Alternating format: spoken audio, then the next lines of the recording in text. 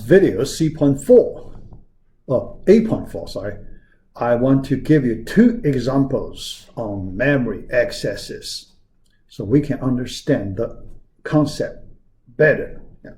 All right, the first one, our example number 14, if 40% of memory references are data transfers and 60% of the data transfers are data reads.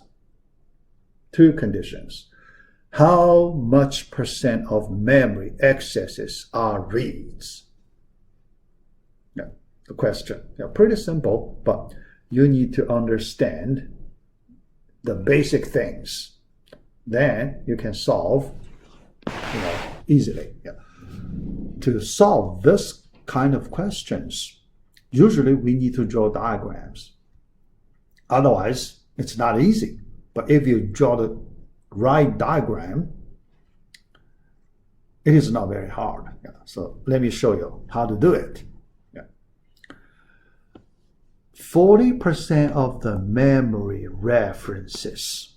Yeah. So this is important. Memory references, not instructions. So it's memory references. You know the difference. Yeah.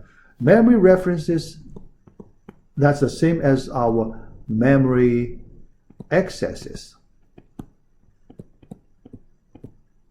Yeah, yeah, same thing. Yeah, same thing. So we just, change this, that, All right. So now let me draw a diagram. This line segment, I want to use it to represent 100 memory accesses. Why I use this line segment represents 100 memory accesses, not 100 instructions? Sometimes I use a line segment represent 100 instructions, sometimes 100 memory access. Depends on the question.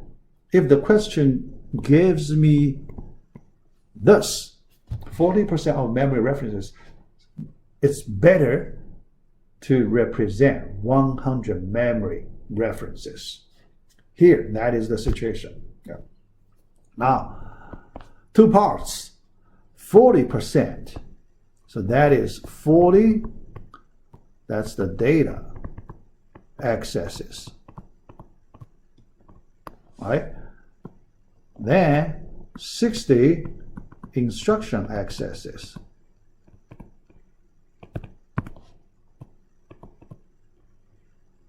Right? Yeah. So that's the first part. Second part, 60% of the data transfers are data reads. Yeah. Here, we need to look at that 40 data accesses or data transfers. Breaks down. Okay? Break down. Okay? We need to look at that. Okay? 40% or 40 data accesses or transfers, the same thing. Read, remember the load instruction, load, that corresponds to the read operations. Store instructions, that corresponds to write. Right. Now, 60% of the 40 data, 60% equals 24. So the write, 40%, 16. Okay. So now with that, then the last thing, how much percent of the memory accesses are reads? So we need to understand what's the meaning of this reads. Reads, here we do not mention what reads, instruction reads or data reads. We do not mention, that means we need to consider both. We need to consider instruction reads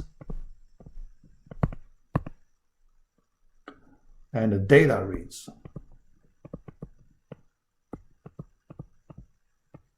Reads, yeah. Yeah, consider both. Now, last step, we can write the denominator, number of memory accesses, so that is 100. The numerator, number of total reads. Instruction reads 60. All instructions are instruction reads, so 60. Data reads, this part, 24. The answer, 84%. Okay, 84%. Yeah. So that's the way we solve this question. Yeah. All right, so next question, number 15.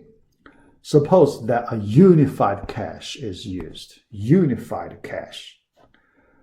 It is known that 30% of the memory references are data transfers. Here, look at this memory references. Okay? Yeah. If the number of misses per 1,000 memory references is 50, 1,000 memory references, yeah. What is the misses per 1,000 instructions? All right. Okay. Now, so let's draw the diagram. Line segment. This time, this line segment represents 1,000 memory references. Yeah. 1,000 memory